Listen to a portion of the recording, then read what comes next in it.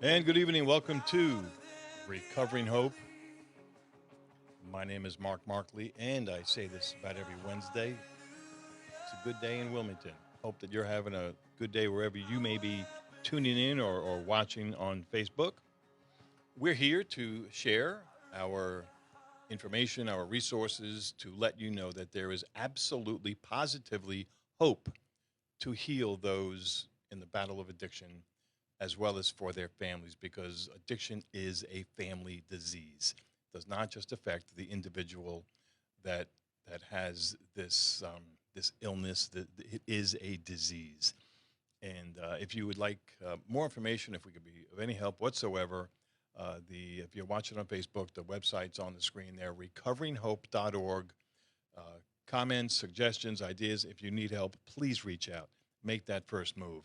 You're going to hear this every 5 minutes. That's in respect and remembrance of those who have passed away from various drug related deaths, the majority of which these past years has been due to fentanyl poisoning, not a drug overdose. There is a difference. And our guest this evening will be one that will probably explain that difference. We're going to hear from Jaime Puerta, who sadly lost a son. He's out in California, one and only son. So you know all the things that he will never have the privilege and joy to experience because his son was taken from him. I'd like to also ask, especially for our local audience, if you're familiar with Wayne Ray. Wayne Ray contracted COVID close to 2 weeks ago, and sadly, he did not take any precautionary measures when he first got the symptoms. This is something that I also want to discuss in some more detail. But first, for Wayne, buddy, I don't know if you're tuning in. He is in the hospital as of yesterday morning.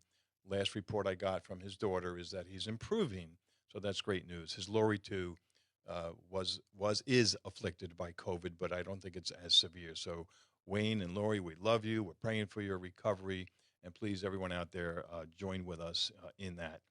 And speaking of COVID, okay, there are so many. I've been reading so much on this because I'm planning to go to the rally in D.C. the end of this month. And as a precautionary measure, with this uptick in COVID, I'm more concerned than I have been for quite some months now with this pandemic, epidemic, or plandemic, as it may be. But there are so many protocols, folks, that you can take if you do get sick and or to keep you from getting sick. One place that I would recommend that you look up is read up on the frontline doctors. They have a lot of great information. There's a lot of well documented doctors with good credentials. There's good doctors and there's really good doctors, and there's a lot of really good doctors there. Another one is Dr. Zelenko, Zelenko. There are lots of over-the-counter medications, some prescriptions that can help, and I would love to speak on this for quite a while here, but I never have enough time to say what I like to say. But I will say that if these protocols were made public over a year ago, there would have been no need for this biological chemical agent that they say is a vaccine. Do your homework, folks. Whether you've gotten the vaccine or not, if you've gotten the vaccine, there's things that you can do to help combat some of the side effects of that. But if you have not, I would say don't worry. And like Sean Hannity always says, I'm not a doctor. I can't give out medical advice, but do your homework. There's lots of things that can help you to stay healthy or to kick this thing when you got it. Sadly, my friend Wayne said that he waited too long, and he said that his doctor gave him some bad advice. Those are his words. We're going to hear from, first let me do a review. Last week we had the privilege of speaking with Derek Maltz. Derek Maltz was the special agent in charge of the United States Department of Justice Special Ops Division. This man has been around, and he knows what's going on. He knows what's going on in D.C. He knows what's going on at the border. And I think we both agreed that we should just bomb these drug factories in Mexico because it's a chemical weapons attack on America. That's what fentanyl is. This isn't just, a handful of drug dealers, selling stuff on the street, here and there.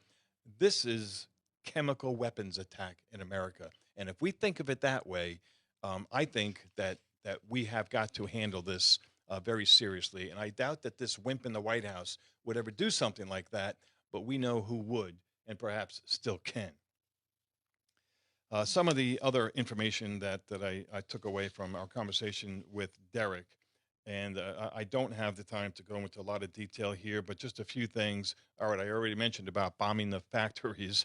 In 2015 in Arizona, there was no such thing as a fentapill. They never saw them, they never heard of them. That was 6 years ago. In 2020, there were 6 million of these pills that were seized. So, is this a problem? The amount of fentanyl that's crossing our borders now is thousands of times what it was just a few years ago. Thousands of times. It was very, very bad and very serious then. It's extremely more serious now. The projections last year, there was 93,000 deaths due to drug usage, well, abuse, and poisonings. The majority of which were poisonings. And I think I saw something that if it keeps on going the way it's going, there's going to be close to 500,000 of these in several years. And just think about some of the wars that have been fought, world wars. Some of the recent skirmishes, if you want to call them that, since 9/11, just last year alone, make that pale in comparison. This is a war, and we got to start treating it like one. And again, as Derek said, he's not blaming Biden on this. He's not blaming Trump. He's not blaming Obama. It's been going on for a long time. This is not a red or a blue problem. It's a red, white, and blue problem. We need to come together as Americans. And it doesn't. This drug does not care who you voted for, or how old you are, or where you go to church, anything like that. It's that it knows no boundaries. We have to fight this, folks. We have to get tough because this is a tough drug. Okay, let's see if we can get Ed on the line, Joe, if you can, and we're going to find out the latest on the Purdue bankruptcy scam. Is he there? Ed. Mark. Hello, Ed. I'm here. Good, yes. Good. Hey, thanks for making yourself available here, Ed. And we don't have a lot of time. I've got Jaime Puerta I'm going to be talking to in a little while, but I sense the importance of this update. So it's all yours, man. Okay. The Purdue Pharma bankruptcy scam. Mm-hmm. We were there to protest on Monday. Mm-hmm. The trial was actually, they call it a trial. Yeah. It was supposed to start Monday, but Monday turned into a pre-trial hearing. So Judge Drain was in his chambers. Mm-hmm. We had about 50, 60 motivated people outside giving speeches, huge banners. Everybody can catch up on that on my Facebook page. Okay. Ed Bisch, B as in boy, ISCH. It's open to the public. Okay. And so we spoke out because, frankly, we've been holding our tongues just a little, not to affect an outcome. But if you listen in to the trial and you heard the judge talking, you cannot tell the difference between the judge and a Purdue lawyer. Mm-hmm. If you didn't know who was talking, you'd swear he was a Purdue lawyer. Yeah. So he slated 11 days for this trial, but we know at the end of 11 days, he's going to give the Sacklers immunity. I know that. I don't have to listen. But I'm going to pop in and listen, and I'm going to ask people to play a game. When you listen, pick the judge. It really is hard to tell. Wow, that's sad. Everything's available from the protest and what exactly is wrong. I could talk for an hour why this is a Yeah, I know. bankruptcy scam. But Did you get to from the talk? very Did beginning, you get to talk at the trial at all? oh, I got to talk. I got to talk. I Good. had a great sign Mm-hmm. saying DOJ must prosecute the Sackler cartel, Mm-hmm. and it made all the news stories that ran. So far, we haven't been national, but I suspect tomorrow when this trial opens, you'll be seeing some pictures from the rally on the Good. Associated Press. Good. And Thanks for we're doing that, just Ed. bringing awareness, and slowly. So I talked about this forever, but most people, they're not going to get enough money to pay for the funerals they had to bury their kids Mm-hmm. because of friggin' greed of this company. Yeah. And the third party releases, not only are the Sacklers getting released, they have 24 pages of people and companies they want released from any liability. Mm-hmm. Why do they need 24 pages of releases if they did nothing wrong, Mark? Wow. Yeah. And you have law professors calling this outrageous. Mm-hmm. This judge is off the rails. Okay, so Elizabeth Warren and 3 other high politicians sent a letter to the DOJ telling them that as soon as this is over, and they even know he's given Sacklers immunity, they want the DOJ to file an immediate appeal, and they listed a bunch of reasons. And, not that I have any faith in the DOJ, especially since they let the Sacklers go in 2007, costing hundreds of thousands of more lives. Mm-hmm. I just read today, so the Sacklers are going to start selling non-opioid pain relievers. Wow. So I'm sure it's going to be full press. They're like cockroaches. Now, what do you mean? They're going to start selling They're going to start selling some new lines now? I guess a brand new drug, a new line. Wow. I didn't even get the whole article. I just saw it now. Yep. Wow. So not only that, so Purdue Pharma is going to cease to exist, and the transition is going to take 2 years. But guess what? Our cotton's going to be still for sale from your state governments. They are going to own Purdue Pharma. They're going to change the name, and they're going to keep on selling OxyContin to fund rehabs. Oh, wow. And we know X amount of patients get addicted. So keep on selling OxyContin, keep on getting people addicted. Wow. The fund rehabs. This whole thing is totally insane. Yeah, it really is. It is. And, I spoke to Derek Maltz last week, and I pointed out that I see some parallels, maybe not direct connections, but between COVID and fentanyl. And, there are things that people can do when affected by either one of these, let's call them both pandemics, okay, to keep it equal, because they're both taking lots of lives. But the truth is not being told, and that's a big part of this problem.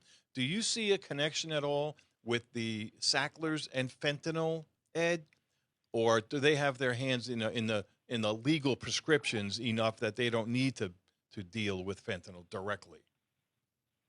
Well, they don't need to deal with fentanyl. Fentanyl was a competitor to the Sacklers. When I say fentanyl, prescribed fentanyl. But if the Sacklers didn't over-promote for moderate pain, moderate everyday back pain, toothaches, menstrual cramp, they didn't push their highly addictive drug, the fentanyl crisis today would not nearly be as bad as it is. Yeah. So John Oliver, I have to mention this. John Oliver did a show on Sunday night, and he fried the Sacklers. Good. Spoofed their propaganda website. Good. And it's a big word, but it's worth going. You can go to my Facebook page and please post this, Mark. Yeah. The website is judgeforyourselves.com. Okay. The .com is the important part, but judgeforyourselves.com, and you can watch. John Oliver has done 3 shows. He must have a family member affected. He has done 3 shows on the Sacklers, and they're all good. If you watch Opioid Stray, that's the latest, and he gets into the bankruptcy scam and why it's a scam. If you watch Opioid what? So, Opioid Stray. He has on his website Opioids 1, 2, and 3. So over the last 2 years, he has done 3 shows just on the Sacklers. Okay. But Opioid Stray is the latest one. Go to that one, and you got any questions about this bankruptcy scam, it'll be answered by John Oliver. Now, remind me who John Oliver is. The name sounds familiar, but pardon my naivete. He is a famous comedian. He has a show on HBO every Sunday night. Okay. But he puts all his stuff on YouTube. So not only is he on YouTube, you go to this website, judgeforyourselves.com, and you can judge for yourselves.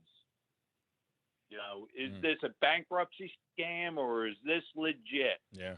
So in 12 days, in 11 or 12 days from now, the Sacklers and 24 pages of their friends and buddies are going to get immunity by, I call him a rogue bankruptcy judge. Wow. 57% all big bankruptcies are heard by only 3 judges in the United States. Oh, wow. They have big companies twisted the bankruptcy laws so bad.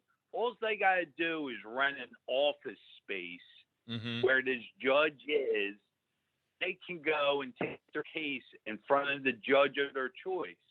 Like I said, 57% of all big bankruptcies in this country go before 3 judges, and all 3 judges are big business friendly. And who gets screwed? The little guy. Wow, that's amazing. Victim. That's amazing. People are not going to get enough to cover the funerals they had to pay for, to cover the rehabs they had to pay for. And how do you replace a life like the one that you lost with Eddie Jr.? There's not enough money in the world. Not enough money, but this is just insult to injury. Yeah. And then to sell OxyContin to fund a few rehabs, they're still going to kill more people than friggin' they help. Now, expound on that a little bit. What do you mean selling OxyContin to fund rehabs? They're in the rehab business too? They are. So they're going to keep on selling OxyContin. And the OxyContin is going to go to the profits are going to go to the states. And the states are supposed to use all the money to fund abatement. And part of that, there'll be probably, and every state, which is another battle, every single state is going to use the money as they see fit. But it's supposed to go to abatement. So some of it certainly will be going to rehabs. Maybe some of it will buy Narcan. Maybe when you get your Oxy prescription, you'll get a free bottle of Narcan. Yeah, Here, come get your Oxy. Wow. We'll give you a free bottle. It's just crazy. It's crazy. And, it is. You know, we tried to fight this as best we can. The problem is we're playing on their ball field. Yeah. They've hundreds of millions of dollars, Mark. I think it's safe to say they probably spent $1 billion on lawyers. Okay, total. And didn't even feel it. And we had a free lawyer. We had one lawyer helping us for free. Doing the work at night after he did his daytime job. And Wow. this is what we were up against. You know, but more and more people are learning, and eventually, the people, anybody involved in this lawsuit, if they don't realize it, they will realize it when they find out how bad they got screwed. Wow. So it's a total bankruptcy scam, and I already know the outcome. So in 2 weeks, I'll come back on your show and say, yep, Sackler's got immunity. Wow. But hopefully I'll be saying the DOJ actually did something and filed an appeal. But I'm praying for it. Yeah. But I would consider it a miracle if they do it. Oh. Just like they're not doing anything with fentanyl. They sat on this for way too long, hundreds of thousands of lives, and you know, now we'll see what happens. But everybody needs to say a prayer. I know you're a man of prayer, so yes, and there's lots of that being done. And you know, Ed, you've been on the forefront of this. You're one of the most persistent, longtime fighters on this battle that I've met since I've been doing this. There's a small group of you, but there's lots that have joined in this fight. I'm one of them. You know, there's lots of great people. I would name their names, but I would forget that I would be concerned I might forget one or two. But you know, are you going? Yeah, I think you said you're not going to the D.C. rally, right?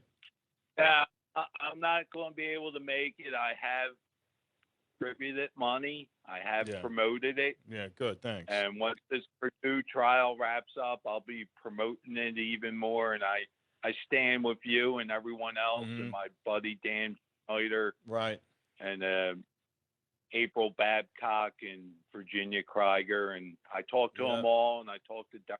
Martz and Jaime. I'm friends with Jaime, and I send him stuff on Twitter. So there's a whole network of parents trying to do what we can do, you know, but until the government gets serious, until they address the China issue, right, which is why they're going to the Chinese embassy, you know, it's like we're pissing at a wildfire. That's all we're doing. Yeah. Pissing against the wind, as my father would say. Right. If we don't do it, who else is going to do it, Mark? Yeah. Well, that's it, Ed, and I really appreciate your once again your steadfastness, and you know, you're not the type to give up, and you know, even if you know that they will end up, you know, continuing to sell these drugs, but perhaps we've reduced it even a little bit, and isn't that important right there? I just told all the fentanyl warriors out there, you know, it's going to be a hard, long slog. Yeah. Keep at it. You don't know the lives they saved already. That's right. They saved. If it wasn't for Virginia, April, and Derek and Jaime, so many people would have no clue. And a fentanyl parent told me, what happened to my son, the very first time I heard the word OxyContin, my son was dead from it. And unfortunately, today, the very first time parents are hearing the word fentanyl, their kids are dead from it. It's the same thing, different drug. And one of the reasons in 2007, they should have went to jail. They were trying to get the executives to flip on the Sacklers, literally flip on the Sacklers, and they would have. But they, you know, the higher ups reduced charges. They had to pay money, which is nothing to them. And so what did they do? They tripled the sales force after that. Oxy sales went through the roof, and as the deaths went up, the deaths went up. And sadly, they're going to continue. And I'm ringing this bell. I do that every 5 minutes now, the past few shows, because every 5 minutes is the average of when somebody dies from a drug-related death. But look, man, I got to run. And folks, if you want to learn more, you can check out Ed's Facebook page. That's Ed Bisch, B-I-S-C-H. Also, you can go to judgeforyourselves.com. And check out some information there. And once again, Ed, thank you so much for what you're doing, man. And thank you. Don't you, give up. Mark, and I'll check back with you when this charade of a trial's over. Okay. All right. Thank Thank you, you. Ed. Appreciate it, man.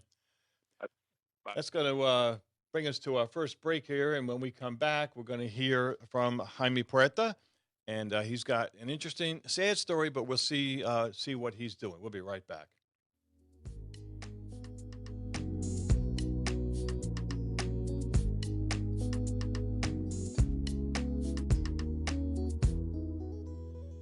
So let me ask you something. How are you at grilling steaks? Yeah, well, if you're like me and most people, you may have ruined maybe at least as many that turned out real good. Well, I'm going to tell you about somebody that I met. He's been in my neighborhood for a long time. I'm talking about John Mullins of American Choice Gore, very specialty type meats like Wagyu. If you've never had Wagyu steaks, there's nothing like it. Yes, they're going to cost you a little more, but if you compare it to when you go out, order a nice steak at a restaurant, it's cheaper and it's way better. But I was in there the other day replenishing my stock, and he had another customer in there that was asking him the best way to cook the steak. And John mentioned a couple of ways. One is grilling, one is stovetop. But the number one way is with a device called a sous vide, SOUSVIDE. It's hard to describe this thing. It's like the size of your forearm, and you clamp it to the side of a pot of water, and it brings the water to a particular temperature for a nicely done steak. I almost said well done. Don't do that to your beef. A nicely done steak is 135 degrees. You can leave that steak in there in a vacuum sealed bag. Okay, so you're not boiling the meat. You're heating it. You're cooking it, and it comes out perfect. The steaks are perfectly pink through and through, top to bottom, not that first quarter, half-inch layer that's burnt and gray. It's incredible. And then you sear it in a cast iron pan or on your grill.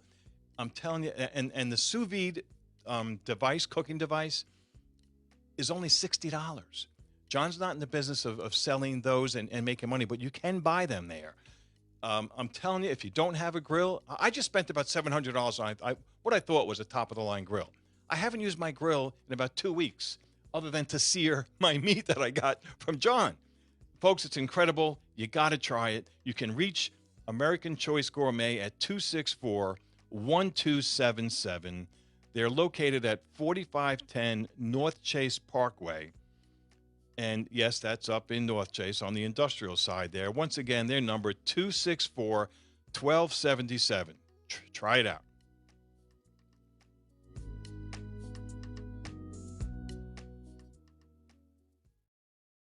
Besides my involvement in Prodigal recovery, I'm also in the construction business. I say that to say this.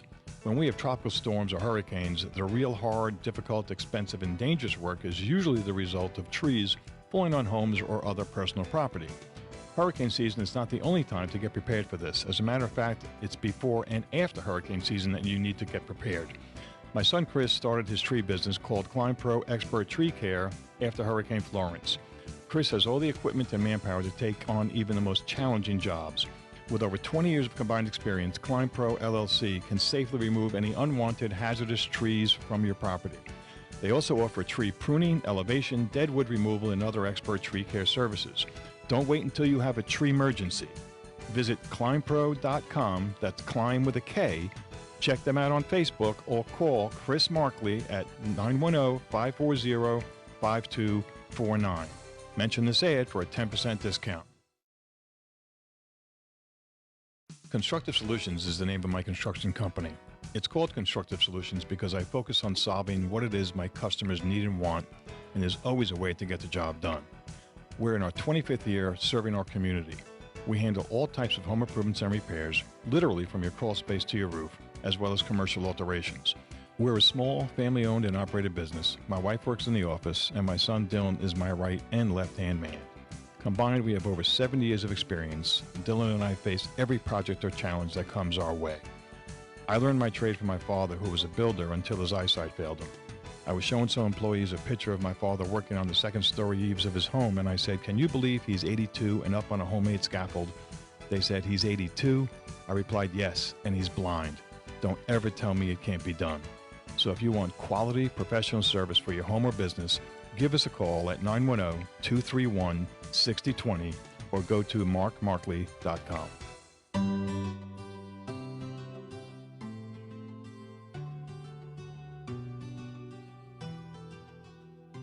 And welcome back to Recovering Hope. My name is Mark Marcley. A pleasure once again to be here with you this evening. And as always, if we can be of any assistance to you in your struggle or that of a loved one with anything drug-related, please go to recoveringhope.org. You can catch podcasts of previous shows there. We have resources for you there. And perhaps most importantly, I will be there for you if I can. I'm not a counselor. I do not have all the answers. But I know a lot of people in town, and I'm getting to know a lot more around the country. If you need help, if you want help, for that of a loved one, it's there. So please don't hesitate to get it. And Mr. Puerta, are you there, sir? I'm right here. How are you, Mark? All right, good. How are you, Jaime?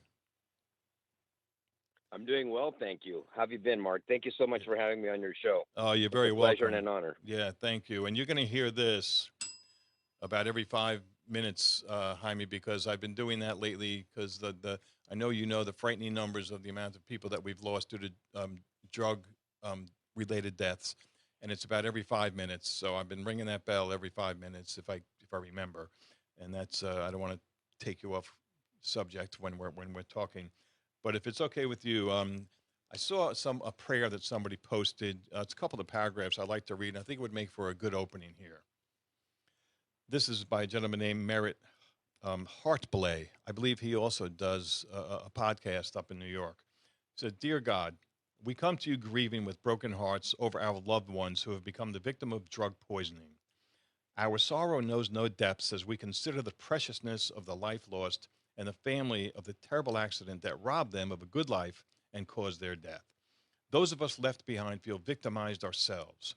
We feel helpless because we've been robbed of huge pieces of our own life and our future. Despite our sorrow, we pray for the strength to choose life. We choose to affirm the goodness and sacredness of the life of our loved ones. We acknowledge their worth in your sight, and we hold on to our love for them, even though the pain. We pray that you'll remove all traces of regret, guilt, and shame from our hearts and minds. We pray your forgiveness and mercy over every difficult incident between us and our loved ones. We know the road we have walked and we have felt that we should be doing one more thing to help, prevent, or rescue. We lay this entire journey at your feet, believing that we did the best we could and that this is all that you ask of us. We pray that you'll give us the ability to honor the memory of our loved ones and that we might celebrate their victories, big and small. Please welcome them into your kingdom as the whole healthy people you created, now restored to peace, wholeness, and joy in your kingdom. We stand on the promise that at the time of this terrible pain, that you were there with them in their final hours in supernatural ways that go beyond our understanding.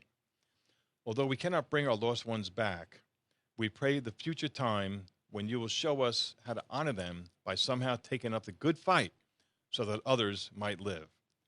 Right now, we pray that you'll be with us to help take the time to grieve and to heal. Simply place a small glimmer of hope in our hearts that one day you'll show us a healing path that will be unique to who we are and who our loved ones are. And so, dear God, heal all of our yesterdays, strengthen and sustain us today, and enlighten all of our tomorrows with your Holy Spirit. Amen. And again, that was written by Merritt Hartblay. Yeah, and the one thing here that just stuck out, show us how to honor them by somehow taking up the good fight that others might live. And Jaime, that's what you and I are doing. You doing it a whole lot more than I am. So please give us a little background on what it is you're doing and how can we help? Well, first of all, that prayer sure does strike a chord, doesn't it? Yes, it does. I think it's perfect. You almost had me crying already on your show. Yeah, well, it's real, man. That's very true. You know, that it is real, really. You know, my name is Jaime Puerta, and I'm the president of VOID, Victims of Illicit Drugs. I got involved with this fight when on April the 1st of 2020, I walked into my son's room and I found him that he had he died. He passed away. I'm a Marine Corps veteran. It wasn't new to me, and called 911. They were able to bring him back to life, quote unquote life. Yes. But he was basically kept on life supports until April the 6th of 2020, and his biological mother and I decided to retrieve all life-saving measures for him on Sunday, April the 5th, and on April the 6th, they retrieved all life, these machines that were keeping him alive at 3:45, and my son passed away at 5:08 in the afternoon with his mother in the hospital bed, stroking his beautiful sandy blonde hair, and I holding his hand when he took his last breath. Oh my gosh. It was wow. It is something that you do not wish on any parent whatsoever. No, that's terrible. It is terrible, and he's my only son. Yes. My only son. And you experience something like that, and the first thing that you do is you feel very alone in the world. Yeah. You feel alone because you don't know where to turn. You don't know what happened. There's a state of confusion that first comes over you, and then a state of anger of how in the hell could this happen? Yeah. And what happened? And for the first 3 weeks, I was basically in bed. I could hardly get out of bed. Wow. And until the sheriff's cub came to my home and said, "Mr. Puerta, we're terribly sorry." I had found half a pill, by the way, on top of his dresser. Right. I found half of what looked like. I only to find out afterwards that it was supposed to be an oxycodone, but what it really was is what is generally called a fentanyl. It's a pill made of any kind of binder and fentanyl. My son consumed half of that pill, and it took his life. Wow. And when he came to me and told me that, "I'm sorry, your son died of an overdose," well, the first question that kind of came to mind was, please explain to me, how does a perfectly healthy 16-and-a-half-year-old boy, perfectly healthy, die from consuming half of a pill? Please explain to me what pharmaceutical pill out there that you can get from a pharmacy can take the life of another. Right. And the sheriff looked at me like a deer in the headlights, and it's kind of like, "Houston, we got a problem." And I go, "Sir, we have a problem. That's not, fentanyl." And then he told me, that they had done their own analysis on the pill, and it turned out to be fentanyl. So I said, "So you're telling me that it was an overdose?" So I can tell you right now, sir, that my son did not purposely take fentanyl. He would never have taken fentanyl on purpose. If he was wanting to self-medicate, he took an oxycodone. At least that's what he thought he was taking, and he died. Right. I don't condone my sons wanting to self-medicate. Of course not. Or get high. Right. Okay. Right. But he didn't deserve to die for it. No. He didn't deserve to die for it, and neither do any of these children who are passing away due to this poison. Yeah. So. I mean, it's frightening. So that started a new journey. Yeah. I'm sorry? No, I just said it's frightening to think of, especially, that age group, a little younger, a little older, that are going to experiment. They're going to want to catch a buzz. They're going to, whether it's dealing with genuine anxiety, they're a kid, they're experimenting. And the dangers, it's the kids need to know this, but so do us parents. And it needs to be promoted more. And this is one thing that sickens me. With all this garbage and misinformation on COVID, the government's spending trillions and trillions of dollars on this. But where is the advertising campaign to let people know? I got to beg people to get on the news, to do something, to show. You see bits and pieces here and there, but it's bits and pieces. With COVID, you can't turn on the news without hearing about this alleged vaccine and now the Delta variant and now this and now that. And guess what? They're both coming from China, right? Oh boy. Yes, It is something quite frightening. I am 59 years old. I grew up in the San Fernando Valley in the city of Burbank, California, and I tell all my friends, if fentanyl was around back in 1978, 79, or 1980, I believe 90% of the class of 1980 would be underground. We would all be dead. Yeah. Because drug use back then was very rampant, especially for marijuana, right? And cocaine. But unfortunately, fentanyl has seeped into our society in a way that no other drug has. Right. And it's killing children by the thousands. We know that for a fact that fentanyl started coming into the country in 2013. That's right. We understand that it was coming in through the postal system. They were putting fentanyl in heroin and in methamphetamines, making it stronger and even more addicting. That's right. And then the cartels, they're very shrewd businessmen. They just want their money. That's right. All they want. They realize that there's an opioid crisis in the United States of America. So they decided, well, there's an opioid crisis over there. And so, now people who are addicted to these strong opiates cannot get the prescriptions from their doctors like before. That's right. So let's fill that gap.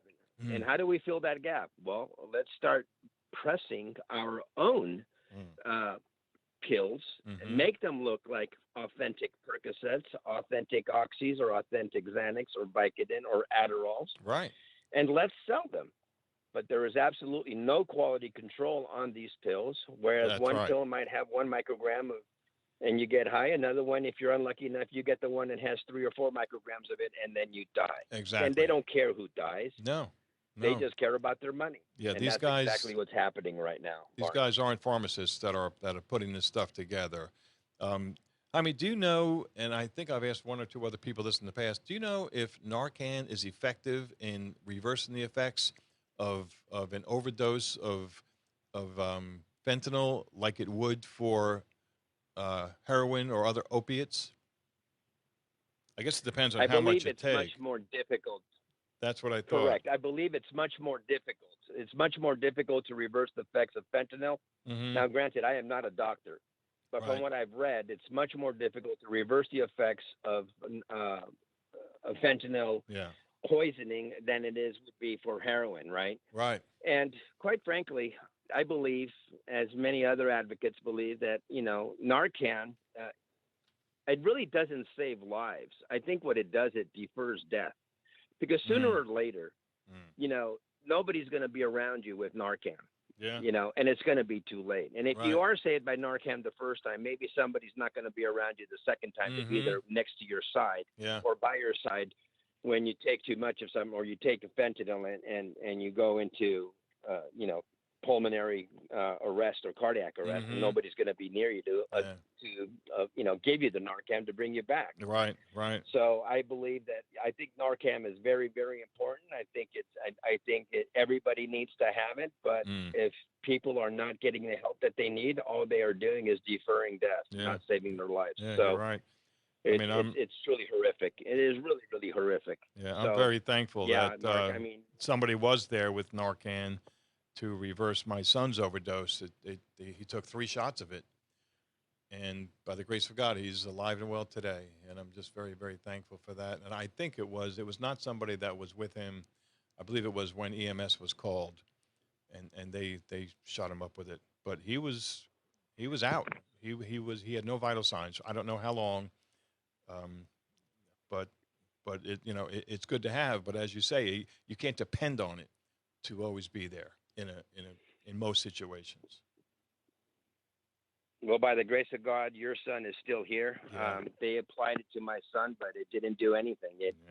They brought him back, but he had lost all brain function, and there was nothing that was going to bring him back for that. And so, there was nothing that was going to bring him back for that, Mark.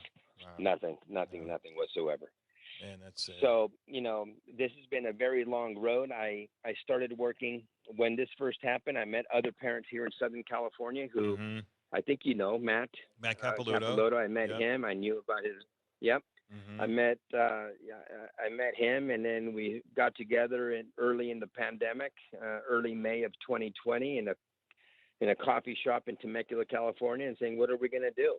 And from there, we just started going. And but a lot of the doors that are opening up for us right now, I think it's our children up in heaven that are truly doing these things. Because I've been in sales for a very long time, but if I could open up the doors that are being opened for us right now in my sales career, I would be a multimillionaire. And I mean that because, we have made some excellent strides in our fight. Victims of illicit drugs. We just started this foundation approximately about a month and a half ago. And since its inception, we have joined the Alliance to Counter Crime Online, ACCO, which is a part of Syntalk that is headed by Gretchen Peters. We've also joined the California Peace Coalition, which is a wide coalition that is begun with, believe it or not, progressives, conservatives, Democrats, Republicans, all with very common sense policies to ebb the tide of death and destruction in California, which fentanyl is doing in the Tenderloin District in Los Angeles at Skid Row, which I just visited a week and a half ago. And trying to find solutions not only for mental health, but also for homelessness and fentanyl, which has taken over, by the way, the whole heroin market. I mean, I was just watching a documentary. I forgot what the name of it was on Amazon, but they're talking about these farmers in Guerrero, Mexico, who have no one to sell their heroin base to now. The cartels aren't buying it because they're just producing their own fentanyls. So, I mean, fentanyl has taken over the heroin market with a force. Fentanyl is the one drug that has caused more death and destruction in this country than any other drug in the history of the United States of America. I believe it. Something that I mentioned earlier that I spoke about with Derek, and I'm not saying that he is pushing for this, and neither am I, but I brought up the possibility of bombing some of these fentanyl factories in Mexico because it's chemical warfare. Well, am I getting too extreme? I love Derek Maltz, by the way. Yeah. I love Derek Maltz, by the way. His passion for this, I cannot thank him enough for everything that he does for all the parents out there by going on to Fox News and things like that. We've been on Fox News ourselves like about 4 or 5 times already. I just wish CNN and MSNBC would pick up the stories as well. But unfortunately, the equate fentanyl to the immigration problem on south of the border, and they want nothing to do with it. That's right. They just don't want to talk about it. They don't want to talk about it. It's sad. And quite frankly, I'm conservative, but I've made sure that myself and the board members, when we started Void, I made sure and I told everybody that what we needed to do is we needed to shoot down the middle, and instead of blasting people, that we needed to get their empathy and join the fight with us, because it's the only way. It's the only way we're going to be able to slow this down. That's right. We have to get it out of the right-wing bubble. You know what I mean? We just have to get the message out there. We have to get everybody on board with this, because fentanyl does not discriminate. Fentanyl does not discriminate against race, gender, color, creed, religion, socioeconomic status. It doesn't. That's exactly how I opened up the show. Santa Clarita, I said that at the beginning of the program. Ago, we had another just 2 days ago, we had another 15-year-old boy here in Santa Clarita who passed away due to fentanyl poisoning. Santa Clarita is considered to be a upper middle class city, and yet we have kids dying out here, and they're dropping like flies. So, and believe me, again, I'm a conservative guy. I am. Right, but we have to shoot down the middle. We have to get everybody on board, and we got to do something about this, Well, the way Derek puts it is, it's not a red or a blue problem. It's a red, white, and blue problem, and we need to get together as Americans and fight this thing and bring it there. This is one of the things that Derek and I pointed out last week. There was an organization.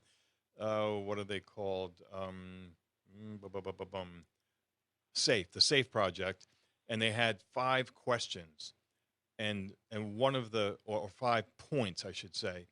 One of the first point was, we must raise public awareness. Okay, that's what we are doing. The second point was that we have to bring credible voices speaking candidly to the most vulnerable people, and that's what somebody like Derek and yourself are doing. So we need to increase this. Again, I say this, I've been kind of frustrated since I started the show because I just want it to be out and reach as many people as possible. I'm not the only person doing this. I mean, this is a great station with the Facebook feature that we have here. That's how this program has gotten all over the country. That's why I'm talking to you right now. I never expected this to go to the extent that it has. But I kind of base my frustration on some of the lack of feedback that I have gotten from people that aren't reaching out and say, hey, Mark, my son, my grandson, my daughter, what can we do? And I've heard some people say, even the manager of the station, I think, like, look, this is not the kind of thing that people want to pick up the phone and say, let me tell you about my son. Yeah, I get it because I was there. But, if I had the money, I'd put up billboards. I would, Oh, yeah. Oh, I would too. But I think you must understand that part of the problem is that the death of a child is probably the most traumatic experience that any parent, any human being can ever go through. I think so. In their life. I don't think there's anything as traumatic as losing your child to this. Yes. And unfortunately, as well, is that they're, with the stigma of addiction and overdose, people don't figure out, for example, at first that my kid was poisoned. Some people think, and stay kind of in the dark because they don't do their homework or they don't understand. And depending on the culture of that child, they don't want to talk about it again because of the stigma of addiction and overdoses, right? So they don't want to talk about their kid who took a drug and died. Right, it's an embarrassment to them. That's right. So they would just rather sweep it under the rug and not say anything about it. So two things there. One, stigma of addiction and overdose prevents a lot of parents from speaking up for their own children. But quite frankly, again, it's a very traumatic experience, and some folks, some parents, and I do not blame them at all. Right. They just don't have the wherewithal to do something about it. You know what I mean? Yeah. And I do not blame them. If anything, I have great compassion and empathy for them. Sure. And they're shriveling up inside and dying a slow death. It's the worst. Well, I'll tell you right now, the only thing that, and I've said this a lot, my wife has kept me on this earth, and I'm not suicidal or anything like that. Don't get me wrong. I'm not. But my advocacy with our foundation and getting the word out and doing what we are doing has really just energized me and has kept me going on a daily basis. Good. It has become for me, my first and foremost work. I'm very privileged in the sense that I have my own business that basically runs itself. So I have the luxury of being able to dedicate 24/7 to this cause. And we're doing lots of things. I mean, this Monday, we're going to be up at the Capitol in Sacramento with the California Peace Coalition, where we're having a press conference talking about the fentanyl overdose deaths that are happening and the poisonings as well, because there's two things that are happening. That's right. People who are no longer both horrific. People who are addicted to heroin. People who are addicted to heroin who are no longer doing heroin but are shooting up fentanyl and dying. Yes, you could consider those things an overdose. But that being said, if fentanyl were not around, they too would still be alive. Right. If it were not for fentanyl, if you look at that, the CDC reported 93,331 deaths last year, which, by the way, is underreported. Yes, I'm sure. Very underreported. Yes. There's many, many more. There's much more than 93,331. Right. But according to them, 70% of all those deaths are due to fentanyl. That's right. So that leaves that if you take fentanyl out of the equation, you still have 26,000 men, women, and children who have died due to overdoses in the United States. Hey, Jaime, we've only got a few minutes left. It brings the number down quite significantly. I want to touch on the last few minutes here. I want to touch on Snapchat. I think that you had said that you think that's where your son got the fentanyl. Bring us up to date on that, because I think people need to know about that. Well, first and foremost, our alliance with ACCO, the Alliance to Counter Crime Online, with Gretchen Peters, is an organization like it says, Alliance to Counter Crimes Online. Snapchat, Instagram, Facebook, and other apps are the ones that are fueling the number of deaths in the United States. Mm-hmm. Children as young as 10, 11, 12 years old have smartphones in their hands. Mm-hmm. The target market for Snapchat are young people, Right. 11, 12, 13, 14, 15, 16 years old. Mm-hmm. And what happens is you have drug dealers who have proliferated those apps, Mm-hmm. reaching out to children with very provocative-looking menus of drugs. Yeah. You know, we had a pandemic still going. These children want to self-medicate. They want to try drugs for the first time, which, by the way, again, the number of deaths last year is fueled by all of these children. We're talking about the first-time users. We're talking about recreational drug users. Right.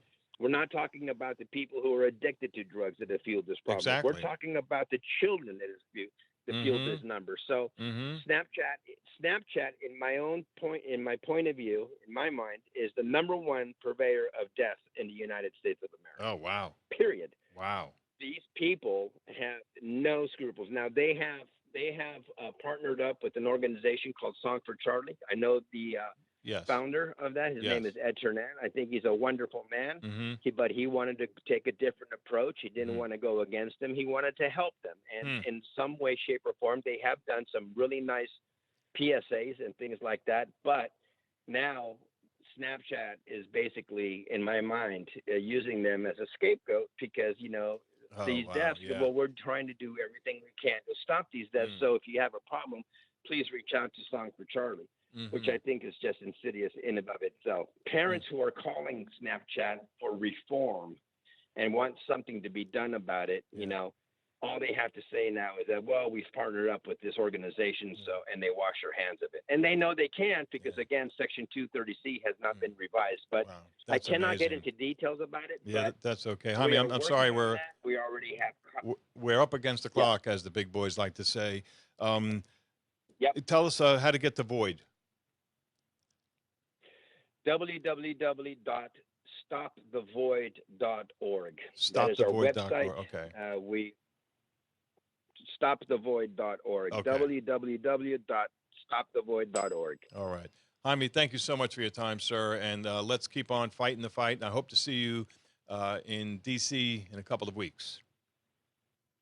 I'll be there. All right. I look forward to meeting you, Mark, and thank you so much. You're very welcome. Thank you, too. And just another shout out to my friend Wayne. Prayers for Wayne Ray in the hospital with COVID. Let's pray for good results there. Next week, we're going to talk to Mike Page from Harm Reduction. Thank you for tuning in. And remember, I'm always there for you if you need help. God bless and good night.